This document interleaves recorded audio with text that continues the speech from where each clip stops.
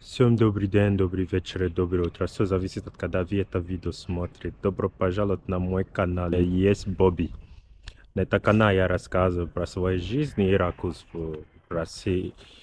И сегодня тематика решил поделиться с вами некоторые вещи, которые для меня начало было непонятно, потому что я не знал это и не читал где-то. Только когда я приехал в Россию, я уже начал понимать это. И до этого момента я думал, что человек со мной относился по-другому из-за цвета кожи или из-за нации. Оказывается, что совсем не так. Это я плохо подумал. Это что хочу сказать. Давай быстро я расскажу. Это первое, это было нашел, что вечером деньги не берут в руки.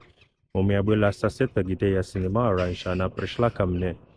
В этот момент я учился до поздна, она мне сказала, я работаю тоже до поздна. После забрать деньги от вас, типа того, когда вы дома будет. Хорошо, после работы она пришла, она подошла, и я ей где-то 11 вечером, она пришла, и я еще ей деньги дал в руки. Она говорит, нет, положи. И вот в это время я ее спросил, как я открыл дверь и решил ей деньги в руки дать. Она говорит, нет, не надо мне положить на пол. Я говорю, зачем это? Она говорит, просто остави, я заберу и пойду. Но я сначала не понял, о чем дело, почему она так говорила. Я просто так сделал, как она говорила, и зашел в комнату. И следующий день я со своими ребятами, я рассказал ситуацию. Они говорят, блин, почему она так поступила? Мы же не знали, что такое это. Это первый раз. Короче, спуститься 2 месяца, когда хозяин приехал ко мне дома, чтобы забрать деньги. Она тоже такое время пришла после работы, чтобы налички бабки забрал. Хотел деньги забрать и сказал, остави на столе. Я ей задавал этот вопрос, зачем это делать. Она рассказала, что в России такое время после ночи или в ночь, или после такого времени нельзя деньги берут в руки. Это есть такой-то плохой предмет, типа деньги не приходят, что такое так, я не помню. Ну, просто в следующий день тоже я спросил свой, но я ее понял сразу, потому что она моя хозяйка давно уже меня снимает хату. Я бы ничего плохого не думал, что она относится со мной по-другому, потому что она уже сдала ее квартиру на аренду для людей, которые в моей коже, в этом смысле тут думают. Вот как она подробно рассказала все это, я все сразу понял. И сразу соседка по-другому начинает, ну, видеть. Оказывается, что она не так, может быть, устала, из этого у нее не было настроения или что-то просто объяснить, что-то такое, почему так, понимаете. Но есть люди, которые столкнутся с такими вещами, они сразу делают вывод, что человек такой. На самом деле человек вообще не такой. Просто ситуация не такой, но просто ситуация так оказалась. Какой еще момент возникал, почему я думаю, непонятно было? Это однажды, когда приехал новенький в общежитие, где ну, где мы здесь заселились, мы в это время я начинал готовить на кухне однажды, и мне подошел молодой человек со спиной трогает. И в то время я слышал музыку, и у меня наушник был, и я параллельно готовил свистить. И вот это молодой человек подошел и мне говорит, так нельзя. Но в это время я не понимаю, о чем он говорит. Но я на его смотрел и говорю, человек просто не понравился. Или, ну, короче, расслабился, но друг друга не поняли. Он ушел. Я зашел в комнату и рассказал, ребята, вот что я столкнулся на кухне. Человек ко мне подошел. Я поехал на день рождения. И там была одна девушка, которая английский понимает. И она, когда момент музыки играли, я тоже такой повторил, она подошла. Ну, и только я с другой ребята. Там друг тоже был. И она сказала, вы, ребята, знаете, что это нельзя. Ну, грубо говоря, такого не принять. Есть люди, которые, может, очень грубо или серьезно относятся, это, поэтому нельзя так делать. Это есть плохой примет, типа такой. Мне говорят, что это такое?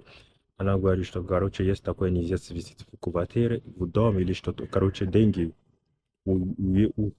уходит или типа того.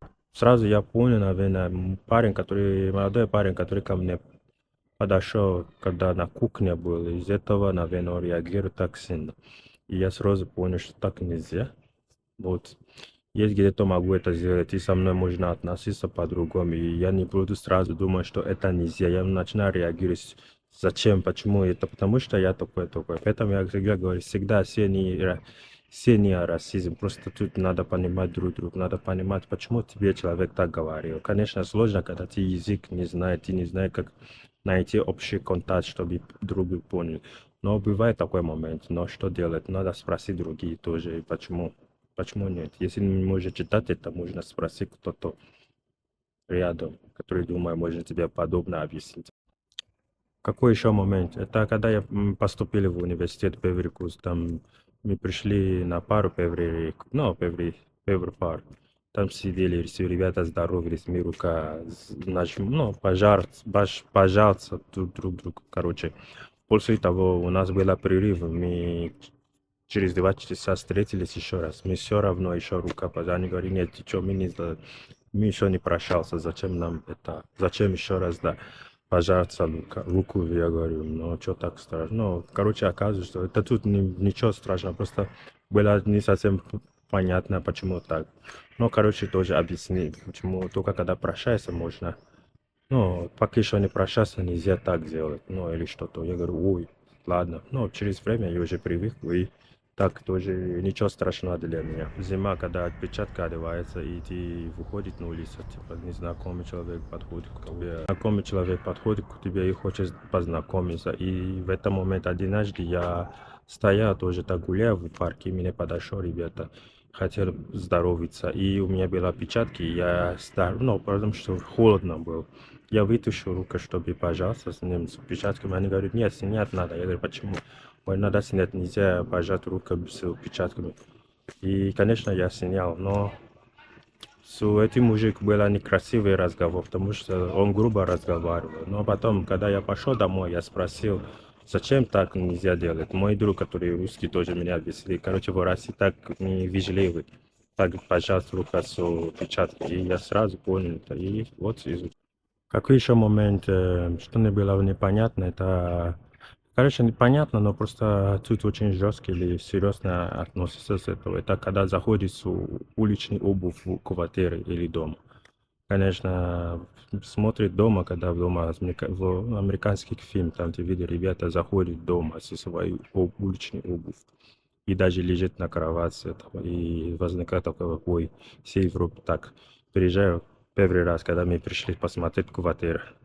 Там пустой было, грубо говоря. Но что там и сделали, тупанулись, типа заходились в уличную обувь. Хозяйка и агент, которые пришли показать нам эту квартиру, они вообще писханула или, ну, я бы не сказал писханула, но просто кричали, вы что, ребята, зачем заходили в свою уличную обувь, снять надо, такой. Ну, конечно, тон, как разговаривал, было некрасиво, но со временем уже понял, что, конечно, мы некрасиво поступили, как раз в России такого нельзя. Ну, это нельзя, типа, заходить, только если разрешал тебе хозяин, нельзя так делать. И я бы не сказал, это непонятно, просто пришли с другое мышление из этого, так получилось.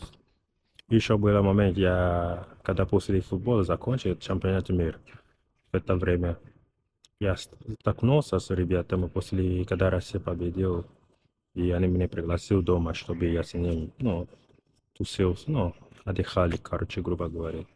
Меня угощало что-то пить крепкий, но я это не пью. И мы поднял стакан, чокнулись, типа того, за победу. И после того я спускал, потому что я это не пью, из этого я оставил стакан. И какой-то мужик на меня кричал, говорит, нельзя так делать, надо выпить после чокнуться. Я говорю, хорошо. Но я говорю, но это я не пью. Он говорит, ладно, лучше возьми, что ты пьешь, и это заново делай. Или вообще такого нельзя делать. Вот именно такой момент. Что было? И тоже пустой бутылка нельзя оставлять на столе, если это ты последний раз наливал, и нельзя поставить, потому что в этом день тоже я это узнал, что нельзя оставлять пустой бутылку на столе. Я так сделал, и тоже мне так говорю, нельзя так. И тоже я понял, что, ну, понимаю, это мелкий примет, не, это не закон, или это просто есть некоторые люди, это верят, кто-то не верит, по-разному можно быть.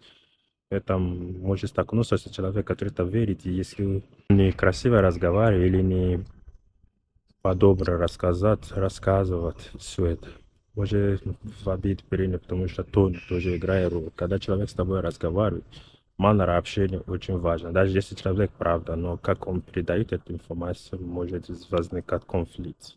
Это иногда тоже. Но когда ты уже понимаешь, что это не какая-то проблема, просто малообщенный человек не очень. Но я уже, например, если я сейчас в визите, и человек мне говорит, ой, нельзя, я не буду обижаться сразу, потому что я уже понял, что это нельзя. Это я знаю, что этот человек верит, это из этого нужно соблюдать или уважать его веру. Вот так и все. А если человек нельзя, конечно, могу говорить, ты чё, вы чё, что-то, потом проблема начинается. Расскажите, пожалуйста, если у вас было какой-то, ну, когда вы уезжали в какую-то страну, и там какую-то страну вы уезжали, и вы столкнулись с некоторыми вещи, которые для вас, наверное, непонятно было, но потом вы спросили местных, они вам рассказали, что это так, у нас так.